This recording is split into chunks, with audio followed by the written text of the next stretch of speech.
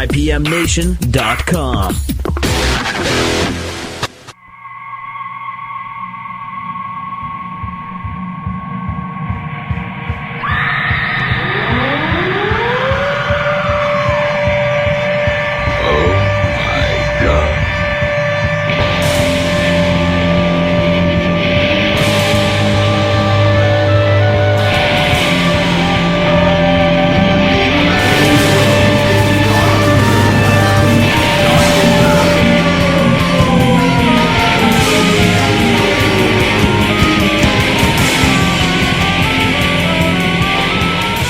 Outbreak on 100.1 The Planet. Matt from IPMNation.com here at The Planet.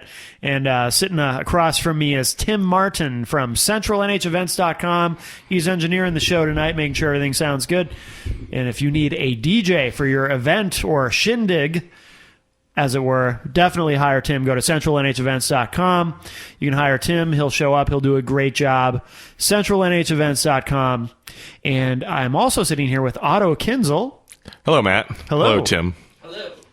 And Otto, we've had you on the show a couple times before, obviously, talking about Chemical Distance and Lucretia's Daggers, and you're a very busy man, and you have a new project. I'm holding the CD here right now. It's a solo album, Otto Kinzel. We Are All Doomed, the Zodiac Killer. That is correct, sir. So I am very, very interested to hear this, and it's got 11 tracks, so it's obviously a full length. And I want to hear more about it as well. But let's start with a track. What do you want to play to open the show? Man, that's there's so many different songs on there. There's 11. Yeah, there's 11. Yeah. So probably a song that's gotten a little bit of airplay at the Planet before, track number 4 called "I Want to Report a Murder." All right, very good. So this is "I Want to Report a Murder" from Otto Kinzel here on Local Outbreak on 100.1 The Planet.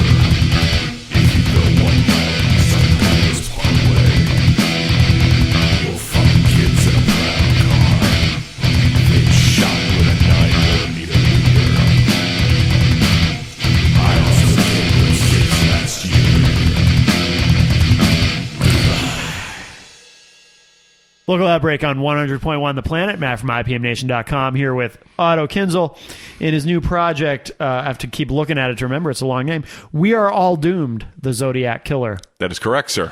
Now, this is obviously, as anyone could tell from the name, a concept album. Tell us what it's about. Tell us what this is all... Well, I've been fascinated with the Zodiac serial killer for a long time. Mm-hmm. For me, it started, and I think a lot of amateur Zodiac hunters are going to roll their eyes when I say this, but I got the Robert Graysmith book, Zodiac, and I read it, and I was just captivated. So I ended up watching the movie that has Robert Downey Jr. and Jake Gyllenhaal in it. That's based on Robert Graysmith's novel. I loved the movie, so I was hooked. And I was looking after everything I could find, Wikipedia, various periodicals on the Zodiac Killer. I was fascinated that here's a guy that murdered, 7 people, officially could be in the low 30s if they can connect the dots to all the murders that happened in Northern California and some of the other areas. And has never been caught, even with DNA still existing on some things here and there, some of the letters and whatnot, has still never been caught. It's kind of like the modern day Jack the Ripper for the United States. Yeah. So the more I started to dig into the whole case of the Zodiac and the history of it, the more I came to find out that the Robert Graysmith book, and thus the movie that was based on it, has a lot of liberties taken with it. Mm-hmm. Graysmith himself in the book took a lot of liberties with things like, dialogue between the victims, certain suspects, stuff that there's no way he possibly could have known. Sure. It's impossible. In the movie, they changed his name in the book, but in the movie, Arthur Lee Allen is kind of painted as the prime suspect. He was the sexy suspect, and, we think he's really the Zodiac, blah, blah, blah. Well, DNA cleared him in the early to mid-'90s. Okay. When did this take place originally? Oh, in the late 60s, early 70s. Oh, okay. So the first murder, the first murder that I sing about on the album happened on Lake Herman Road, and that was in 68, I believe. 68, and where was this? And what's in the Bay Area, in California. Okay. Yeah, so Vallejo and San Francisco and those towns. Okay. So as you dig more into it, I got into more of like the police files and getting into the more of the just the factual based websites and periodicals on the Zodiac Killer, and you come to find out there's a lot of things that Graysmith took liberties with, and when you look at the actual facts, the facts of the Zodiac case are even more fascinating and more compelling than the actual liberties that he took. He could have just stuck with those and it would have been just as good. So more or less, I've been fascinated with a long time. I'm fascinated with serial killers, and especially in true crime type of cases where it's something that hasn't been solved. The D.B. Cooper case is something that fascinates me. Mm-hmm. Things like that. I'm always curious about what pushes a person to do something like that, whether it's hijack an airplane or just go and kill a bunch of people for essentially what is almost random killings. Mm-hmm. What's the gratification that somebody gets from that? What is the mental state that puts them into that? What's the sense of desperation? Is it a sexual thing, which is what they thought about the Zodiac? So, when you sit down and I started thinking about it, I was like, this would make a good concept for a CD. Right. And so the album is essentially a first-person narrative from the killer himself. Oh, okay. And to just go through each of the specific murders and kind of take it from there, from the first person. So the really heavy, kind of crazy, highly technical songs are the ones about the actual murders. Okay. There's more slower, dark, ambient electronic songs that kind of are based on the letters that he sent to the San Francisco Chronicle when he sent to Paul Avery kind of on Halloween, mocking him and threatening him. Mm-hmm. Hence the song, I Am Not Paul Avery. I took actual excerpts from the letters and used them in the lyrics. Really? So, a song like July 31st or one of the later cuts, October 13th, those lyrics are verbatim from the Zodiac letters to the San Francisco Chronicle. There was a story you had told me a few weeks ago when you and I talked about this, that fascinated me. Do you remember you were talking about how the killer actually claimed to have come into contact with the police? Yes, and that's actually on the it's kind of funny, several of the songs tie together. So as you get past track number 5, which is titled July 31st, you get into the whole thing about Paul Stein, the cab driver, and that song is called The Trophy. And the reason it's called The Trophy is because Zodiac murdered him in the cab and then took a piece of his bloody flannel shirt and mailed it to the San Francisco Chronicle as evidence that he had murdered, that he was the guy that committed the murder. Okay. Hence the trophy, the bloody shirt was the trophy he took. Like most serial killers do, they take they take a quote-unquote trophy to remember the event, I guess. Yeah. But so when he murdered the cab driver, he went and called it in, and essentially the San Francisco police were going up and down, and a couple of beat cops on patrol who had a early description of the Zodiac, a person who had witnessed it had called it in, but for whatever reason, either the witness got the description wrong, or the person the dispatcher got it wrong. The description thought it was a black guy. So the cops actually pulled up, and they encountered what is now believed to actually have been the Zodiac killer walking down the street, and were like, "Hey, do you see I forget what they said, but it was something along the lines of, we're looking for a black guy with a gun, a shooting suspect." And he was like, "Oh yeah, officer, I think I saw him running that way," pointing down the street down Presidio Heights. And so they took off, and they literally had questioned him and asked the killer, the Zodiac, if he had, seen the suspect. And because they thought they were looking for a black guy, obviously they didn't notice, a white dude. And it was dark out, so they didn't notice that he had blood all over him. Right. But that was one of the things he mentioned later on, taunting the police when he wrote to the San Francisco Chronicle, like, "Hey, you guys had me dead to rights, and you let me go," and blah, blah, blah, blah, blah. I'm paraphrasing, obviously. But Yeah. Why was he called the Zodiac Killer? That's what at first he didn't name himself, but later on in a lot of his letters, he started signing with that crosshair, that kind of circle crosshair symbol. Yeah. And started calling himself the Zodiac. So it was kind of a self-anointed thing. Okay. There were a lot of similarities in when the murders happened in terms of the actual, what was going on with, what's it called? Astrology. So I should probably know that since I did a concept album. But my brain only has so much room in it. But more or less, he kind of took to that title and started saying, this is the Zodiac and whatnot. But a lot of the earliest letters didn't have any sort of self-appointed title to them. Okay. All right. So now you mentioned you've been into this for a long time. Yes. How long have you been writing for the album? The concept came to me a couple of years ago, but I haven't been working on it that long. Yeah. At first, I really wanted to do it as an orchestral piece. It took a long time to think through, I should say that. I spent a couple of years stewing on it. What would be the best approach? I really wanted to do it orchestral style, but I just don't know where and how I would get a bunch of classical musicians to play for free. Right. I know they're out there. I know where to find them. Getting them to do it on an affordable budget's quite another. Yeah. So, I just kind of thought about it, what would be the best approach. But once I started the writing process, and once I kind of decided, all right, I'd like to do something that's really heavy, get back to doing some metal. I love lots of off-time rhythms and doing the more technically kind of precise type of song orchestration. Once I kind of settled on the genre and the approach, it actually wrote pretty quickly. It just every day sat down in my little home studio and recorded guitar parts, recorded drum parts, and just pieced it together here and there. And I kind of worked on it on the side a little bit in between Chemical Distance and Lucretia's Daggers projects, but for the most part, it came together pretty quick once I got the ball rolling. Really? Okay. And you did most of it yourself, correct? But you do have some guest musicians? I did probably 90% of it myself. Yeah. I do have a live drummer, Mark Brennan, who is the live drummer for Chemical Distance, and also, we had him on Local Outbreak recently too for his other project, Call to Eye. Call to Eye. I was gonna say, I heard that he's pretty good on the air. He is, yeah. But yeah, so Mark Brennan, who's the live drummer, Call to Eye, he was in the new Collisions from Boston, and of course he's Chemical Distance's live drummer.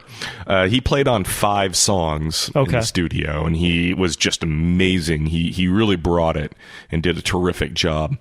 I have a couple other people, my friend Bob Dwyer, who played on the first Chemical Distance album. He played on 3 songs. He does a little guest spot on lead guitar. There's a couple other guest spots here and there, but with the exception of Mark, everybody else who was on it is just limited to guest spots on one song here or one song there. Mark's the only guy that played on any sort of significant amount of the album. Everything else I did myself, all the guitars, all the vocals, all the bass, all the drum programming, production, etc., etc. Is it how much of a challenge is it for you to do that when you're doing everything yourself on a track? I mean, is it obviously it's got to be very creatively fulfilling for you, but does it at any point, do you feel overwhelmed at times? Does it just feel like a tremendous amount of work? Yeah, absolutely. Yeah. And that's where you got to kind of take a step back. And, when I get into something like this, especially in the writing process, the creative process, and with this album in particular, because I was doing everything on it, I couldn't just turn the switch off, so to speak. I would go to bed at night and be thinking about it. I would wake up and be thinking about it. And so, it did consume my life a little bit, to the point where when it was finally all done, and I had the last song going off to mixing and mastering, I kind of had to just take a step back and just give myself some room to breathe. Because it did kind of consume me a little bit. Yeah, it does get frustrating when you're trying to nail something, particularly with me with vocals. It seems like I always struggle in the studio with doing vocal tracks. And I'm like, man, if I just had a singer, if I just had a singer, that person could lay this down, because that's what they do. Right. So I don't know. You just got to take a step back sometimes and say, all right, I'll come back to this later. I know what I want to do. Let me just stew on it a little bit, give myself some time to practice it, rehearse it, get tight, and come back. But it can be overwhelming, So you got to keep things in perspective. And luckily I wasn't under a huge time deadline, because if I was, I think that would have made things a lot more stressful. But I had the flexibility to take my time with it, and if something wasn't right, to go back to the drawing board.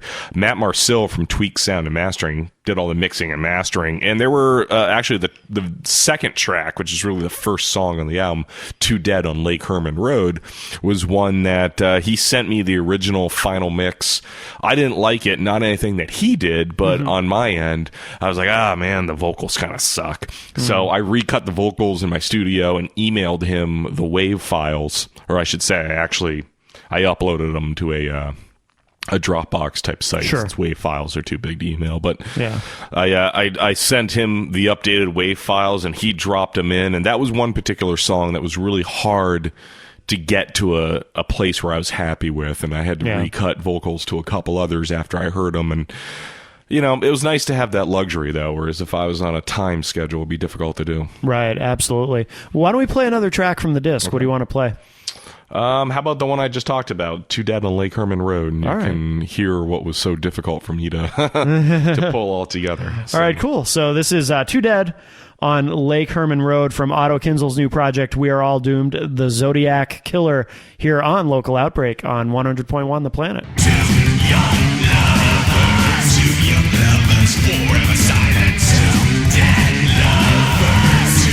lovers, face down in the dirt. Two lives shattered, 5 shots struck by 22 in a back. Two lives wasted, 2 kids dead on Lake Herman Road.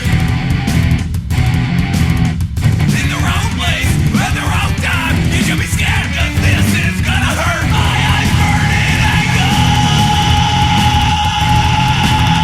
So remote, it was almost easy, and I know my tools of the trade. Light the sky with blood.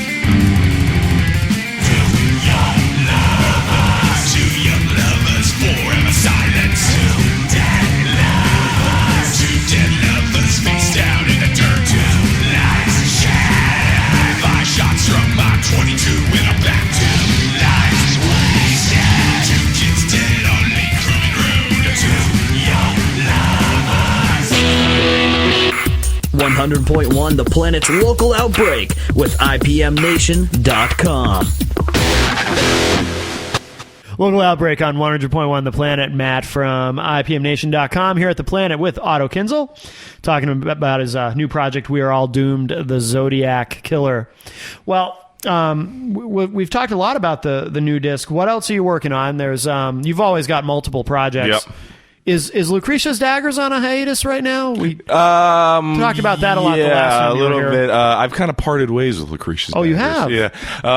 The album's still going to come out. I'm still helping to. I produced it. And I'm still helping to put the finishing touches on it to make sure it's. And I'm still going to promote it and be part of all that stuff. Sure. It's just, after doing it for a year, it was difficult. I'm in such a different place than both Lucretia and Faust. Mm-hmm. I'm the only one that is, married, has a house, has a kid. I have more family responsibilities than either of them. Right. And that's not a good or a bad thing. It's just different. And because of that, it makes it a little bit more difficult for me to commit to the rehearsal schedule that they want to have. Plus, I'm coming from New Hampshire and they practice around Boston. It was a bunch of things like that. The time, just the commitment of time was really difficult to put in after a while.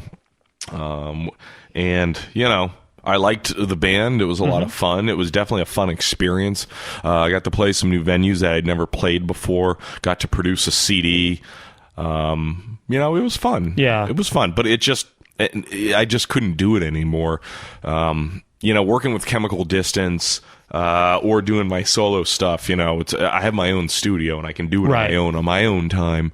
That doesn't interfere with family time, nights and weekends, so to speak. Right. So, whereas with Lucretia's Daggers, it was pretty much all, weekend time. And then, they want to do more gigs than I want to do at this point in my life. Right. Yeah.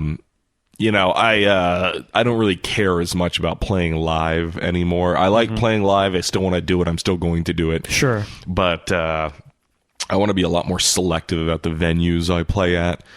I'm really enjoying playing at places like, now we're in the winter, but when it's in season, like skate parks and stuff like that, the roller derby for New Hampshire roller derby, when we did that was fun. Yeah. Motorcycle stunt, essentially anything that is like X Games, extreme sports types of events. Those are the events that I enjoy playing. Yeah. They're a lot of fun. And that's always kind of been the idea with Chemical Distance. And I remember even before that, when that had originally been a solo project, I remember you telling me, that was the kind of thing that you really wanted to do as far as live gigs instead of doing more traditional things that a lot of local bands do. Yeah, because you're not being hustled up there with a 10-minute or 15-minute setup time and a crappy sound check and a 30 to 40-minute set and then hustled back down. And, you get there like for the roller derby, that was fun. We got there, we played a couple of sets, we played at halftime. There's like 700 people there in the arena. You playing at events like that, even last summer, very early days of Chemical Distance, going back a couple of years. I got to play at a couple stunt bike shows, and it was awesome getting up there playing industrial rock. Yeah. While you have dudes doing I don't know what it's called, but the front wheelie on their motorcycle, like hanging over, or doing that Superman jump, where they go off the ramp and they like dismount from their motorcycle entirely and hold on to the back. And, watching these crazy dudes do these insane stunts and, you're playing out while they're having it and playing live. That's awesome. And there's people everywhere. So those are fun, and I would much, much rather do those. Not only are they a lot more exposure and a lot more publicity just on their own, but, you're not sitting there with 4 or 5 other bands, crowding you and having to deal with just the insanity of the way gigs are. I still play some traditional venues or not, but I get so much more fun. I'm trying to set up a couple of shows this winter at some of the snowboard parks in the area, particularly at Loon and up at Gunstock, where they're going to have half pipe competitions and some other things, and some snowboarding competitions that are sponsored by manufacturers and whatnot. And so I'm going to be doing a couple of those events. And that's awesome. I talk about your target demographic, perfect demographic. So absolutely. Absolutely. You know, it's a no-brainer. So I'd much rather do those than play the, you know, go show up to some bar in the Boston area where you have to get there at 7 o'clock to load in, but you're not playing until midnight. Right. And you get home at 4. You know, those just aren't fun anymore. Yeah. You know? I'd rather take a chance and step out and do some of these bigger things, you know? Absolutely. So- And of course, you have Bluntface Records. Yep. And the Bluntface radio channel on IPMNation.com. And so you... And now Bluntface YouTube channel. Oh, good. So, Good. actually, I don't know, have you seen the remixed video of Red Queen's Race? I have not. You'll have to get on there and check it out. Jay Vanderfunk, who is our Danish sometime collaborator with ChemD, and he sent us a bunch of beats that Mike and I are writing some stuff to. But yeah, he's a guy from Denmark who we met online, which sounds like the old chat rooms of the 90s. Yeah, that does. Yeah. Well, you know, I'm 10 inches. But yeah, we met him online through iCompositions.com, which is a music website. And we just started swapping files. Have never actually talked to him. Only talked to him through email. Sure. And like Facebook and stuff. But we've been working on music. And he did a remix of Red Queen's Race and actually made a video to go along with the song. And it's pretty awesome. Yeah. So we uploaded the video at the Bluntface Records YouTube channel, which is just youtube.com/Bluntface Records. And then if you go to the Bluntface Records website, we have the remix of Red Queen's Race available as a free download in the free downloads page. Excellent. Great. And we'll touch on, too, it's not music related, but you have a new passion that I didn't even know about until relatively recently. Yeah, motorsports. Yeah. Racing. Yeah. Yeah, I've been into it ever since I was a kid. My dad was always really into sports car racing, especially Le Mans and, you know, the 12 hours of Sebring. He was a big fan of the 24 hours of Le Mans and always had... I thought Le Mans was like a childbirth thing. Le Mans. Oh, I'm sorry. Yeah, excuse me. I get confused easily. Well, it's easy to confuse because it has the same amount of yelling and crying involved. Oh, okay. So. Understood, yeah. But having had a child myself, I can tell you the puff puff pass, not puff puff pass. What am I talking about? Oh my goodness! The puff puff breathe, Freudian slip, breathe classes of Le Mans are they go right out the window once you're going through labor. You know, it's really? Funny. I only have one kid, but talking to before my daughter Lydia was born, talking to other people that had multiple kids or had gone through it before me, they're like, "Did you fill out your delivery plan or your birthing plan?" And I'm like, "Yeah, I'm making a birthing plan." Blah blah blah blah blah. They're like, "You know what? Take that up and set it on fire, or crumple it up and throw it in the garbage can." Because a birthing plan is the most ridiculous thing you could have. If you ever have a kid, and you have two kids, so you know what I'm talking about. That it's you make this. That was Otto talking to Tim, by the way. Yeah, I do not have any children. Tim has two kids. Tim has a microphone. Tim should, yeah. I have a microphone this week. Yes. Oh, excellent. Yeah. So you know as well as I do, the idea of a birthing plan is absurd because it's not going to go according to plan once you get into the heat of the moment. There's a reason you only go to the classes the first time around because the second time around it doesn't matter. Yeah. Really? Yeah. I had this great plan that when the baby was born, instead of cutting the umbilical cord, I was still going to cut it, but I wanted to get a picture of me holding it in my mouth, like I was going to cut it with my teeth. Yeah, that's so metal. Yeah. Well, you know, I forgot all about it in the moment when Lydia was born. I was all like weepy and emotional, and so I forgot all about it. But when the second one comes along, I'm going to keep that in mind. Perhaps the second one that'll be a good album cover. That would be it, me holding the umbilical cord. You'll be like it's beef jerky. Because at that point you'll be over the whole weepy emotional aspect of childbirth. It'll just be like, it's another kid. I can put this in my mouth and take this photo. Oh my God, we were in the hospital so long. We went in on a Wednesday night, and it wasn't until 6 a.m. on a Friday morning that she was finally born. Just a long labor. I actually almost passed out at one point. Really? Yeah, it was brutal. My wife was a trooper. I was such a wuss. Like, she had to coach me through, like, you know, she's the one going through labor and all the pain, and she was saying to me, like, wow. It's gonna be all right. Oh, you're gonna get through this. It's gonna be all right. And I'm like, I can't deal with this anymore. Wow. I can't. You know. Oh God. That's awesome. Embarrassing. I don't have any children of my own, but I'm proud to say my mother likes to tell me that I popped out like a piece of toast. Sweet. It's a quick, easy delivery. That's brings a lot of graphic imagery to mind. Yes. You know. Not for me, because that would be disturbing. But you can think about my mom and toast all you want to. I'm thinking about you could come up with your mom, if she's gonna say that, she should come up with a cool you came out like a piece of toast, like a piece of toast with jam all over, or I don't know, something like that. Like I'm trying to think of that is how my mom talks. That was like a sassy black woman. Yes, that's very strange. My mother was Aunt Jemima. Nice. Most people don't know that. You've never met my mother, so I never have. Sugar, you came out like a piece of toast with peanut butter on rye, or something like that. You know, like that would be awesome. That's my mom. Yeah, sweet. So I forget what we're talking. The racing. Yeah. So, man, talk about ADD. Yeah, so anyways, I've been into racing and motorsports, especially Grand Prix racing, Formula One, sports cars, all that stuff my entire life. And it wasn't until a couple of years ago where my father-in-law and I decided that we were going to kind of pursue it. Mm-hmm. And so we started doing endurance karting, racing go-karts and endurance races down in Lime Rock, Connecticut.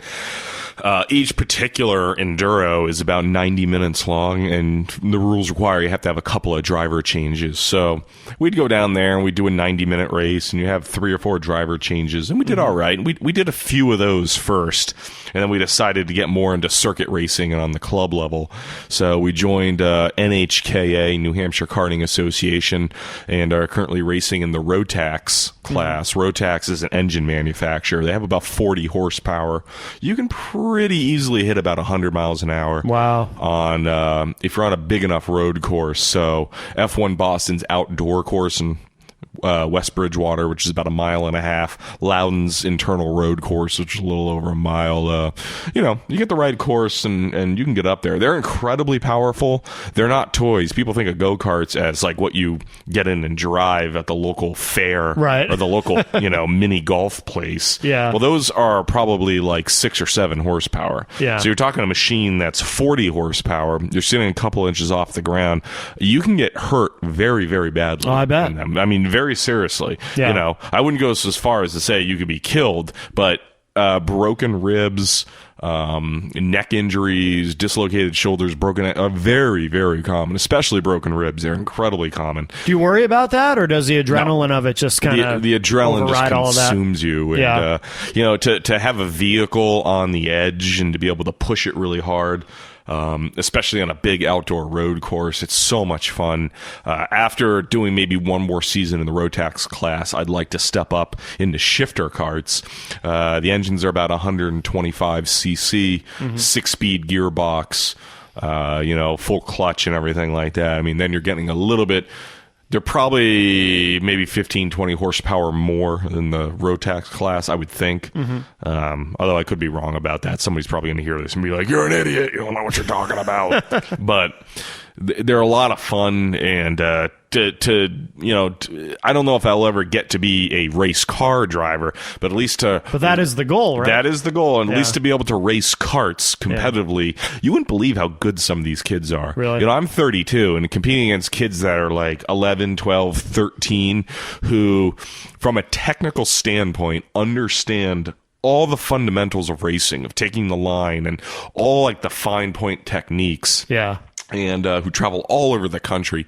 There's a Northeast regional series called the RMAX series for Rotax and also for shifter karts, and they race in, at Loudon, West Bridgewater, and now Lime Rock, in New York and New Jersey. And then there's a national series that goes to California and Utah, and and some of these kids, it's amazing how talented they are.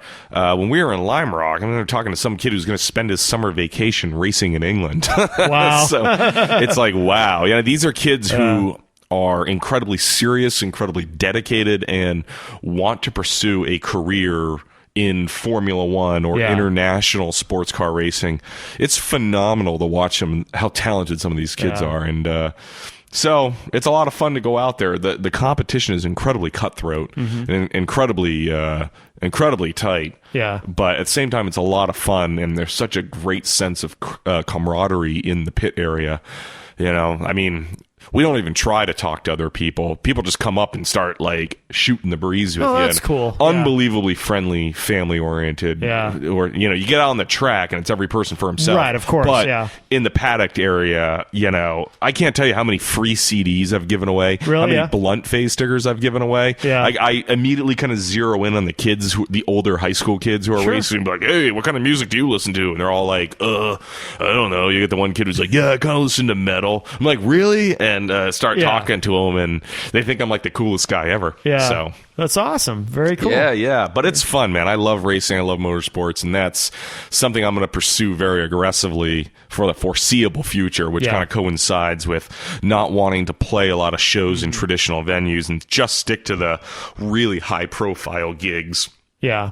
For the X Games type of demographic, for lack of a better term. Yeah. And just do those instead. And I don't know, maybe if there's a couple of gigs, a show like the Middle East or something like that, something that's really worth it, then I'll do those. But in terms of just playing the regular bars and doing all that circuit, I'm putting that on hold for a little while. Yeah, I don't blame you. Well, why don't we play another track from your new project, Otto Kinzel's We Are All Doomed, the Zodiac Killer. What do you want to play? Track number 9, it's called Modesto Terror Ride. Okay. And it's based on the story of Kathleen Johns, who essentially is the only person to have come in contact with the Zodiac and survived. Oh, no He kind of followed her on the highway as she was leaving Modesto one night with her baby girl. Mm-hmm. And flagged her over. She didn't know. She thought it was just a regular motorist trying to help. Sure. And was like, hey, your wheel is, really wobbly. Let me fix it for you. And she thought he was tightening the rear wheel. This is back, you got to remember, this is back very early 70s. Yeah. When people were still like, sure, complete stranger who I've never met, Right. people weren't quite hip to, it was a different time. Yeah, different time.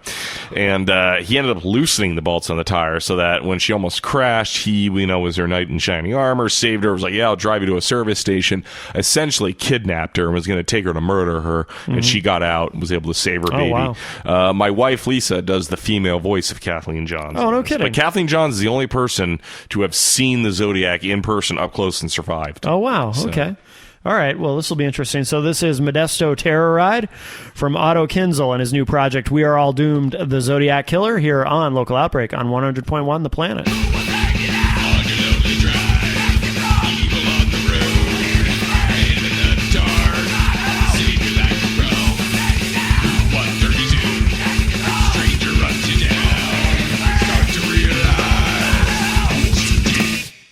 Your rear wheel is really wobbling. I'd be happy to tighten your lug nuts if you want.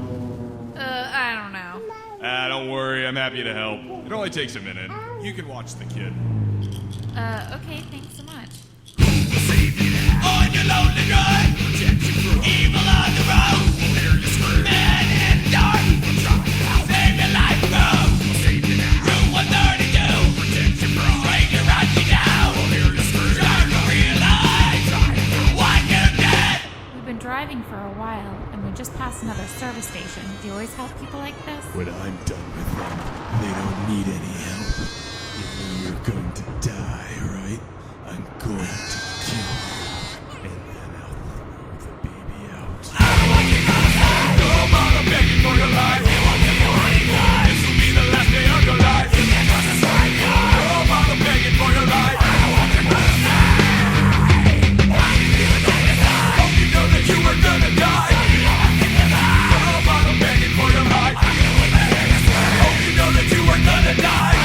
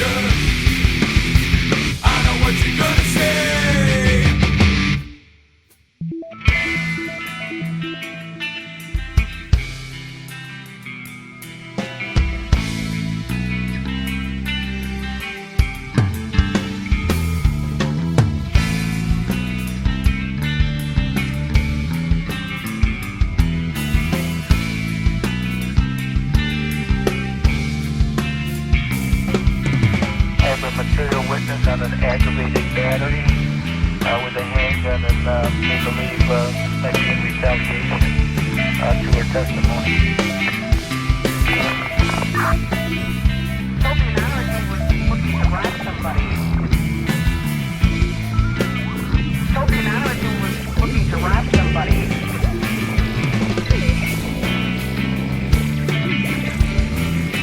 Traffic officers of the metro with her bipolar uncle, bipolar.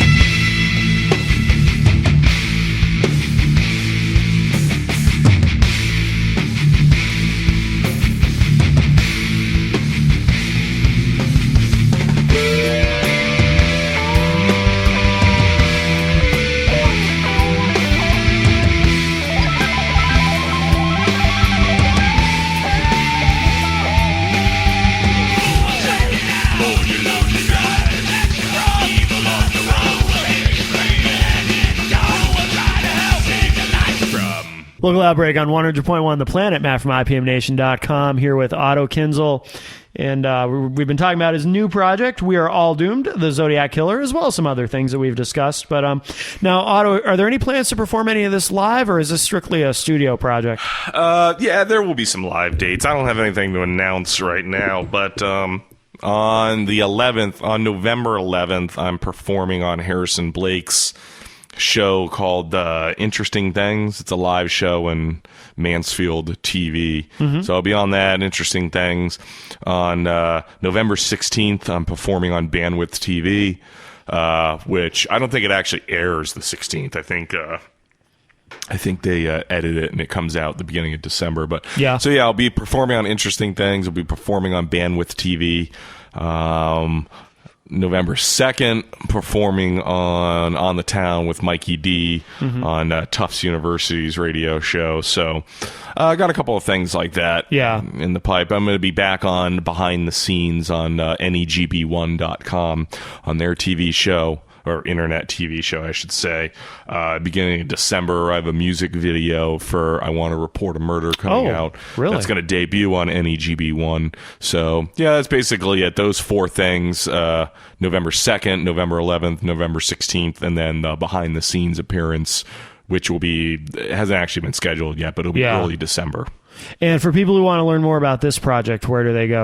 OttoKinzel.com. Okay, and that has everything that you're involved in. It has everything I'm involved with, soup to nuts. I don't know why I said that. That's a terrible. Why did I say soup to? I sound like an old man. Yeah. My wife always says, because I got into saying as the crow flies. Yeah. And that's something that, my wife is like, you sound like an old man. I'm like, I don't know. I just say that as the crow flies. Right. Like it's a way to measure distance from a direct point A to point B when there isn't a direct road to measure that by. You know what I mean? Like if there's mountains and on rivers and all that stuff in the way, well, as the crow flies. I don't think it's that unusual, I don't think I've ever heard that expression before, but I don't know. Really, Tim? Have you heard that expression? Have you heard that before, Tim? Yes, I have. Have you? Yeah. I grew up very sheltered. Yeah. We weren't allowed to discuss crows in my household. Well, that's what happens when you're a Branch Davidian. Exactly. That's right. Exactly. Please. By the way, I gotta say, I saw a special on that David Koresh guy in the Branch Davidians. I think that's my calling in life, is to be a fake prophet and just have sex with tons and tons and tons of not children, but young, beautiful women. Sounds good to me. Just make sure you don't drink the Kool-Aid. That's right. Oh, well, duh. Yeah. I mean, I want to make sure I'm the last guy standing. Oh, you guys first. Yeah. Exactly. Or like Jim Jones in Jonestown, like screw this musician and racing stuff. That's what I should be doing, So... Well, and one other thing I want to plug. Yes.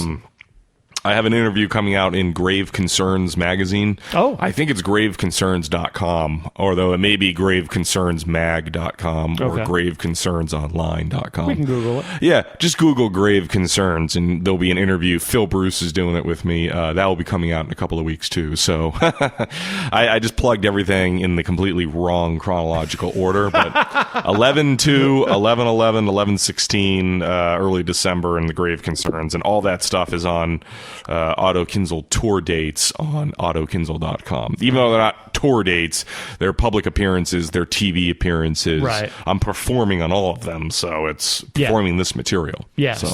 All right, very good. And we will play one more track to wrap up the show. But first, thank you, Tim, as always. Yes. Tim Martin from CentralNHEvents.com. Hire him for your shindig if you need a live DJ. He does a great job.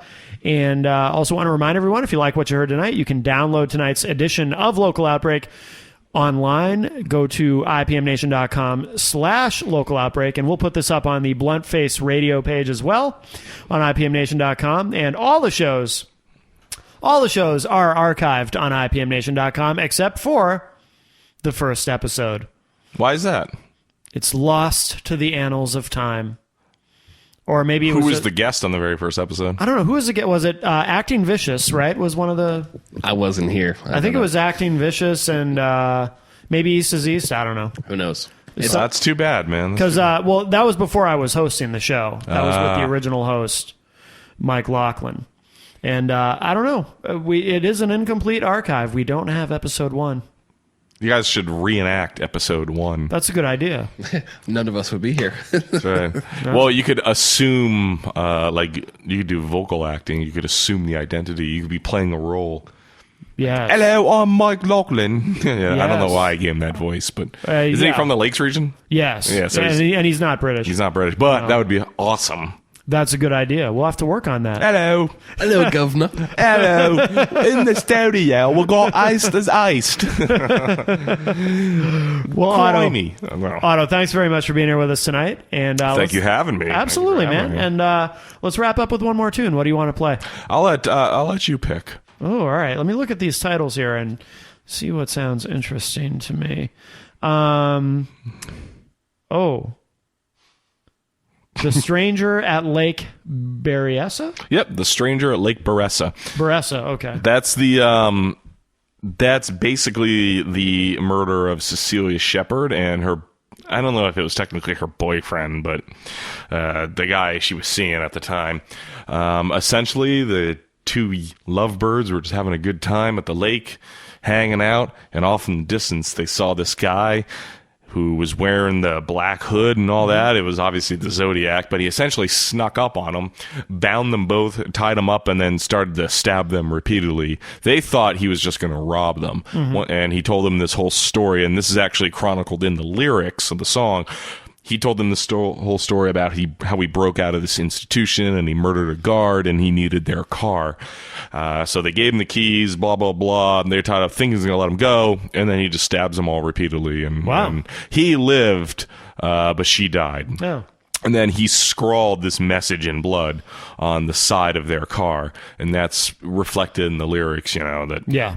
So, all right. Basically telling the exact story of what was written on the side.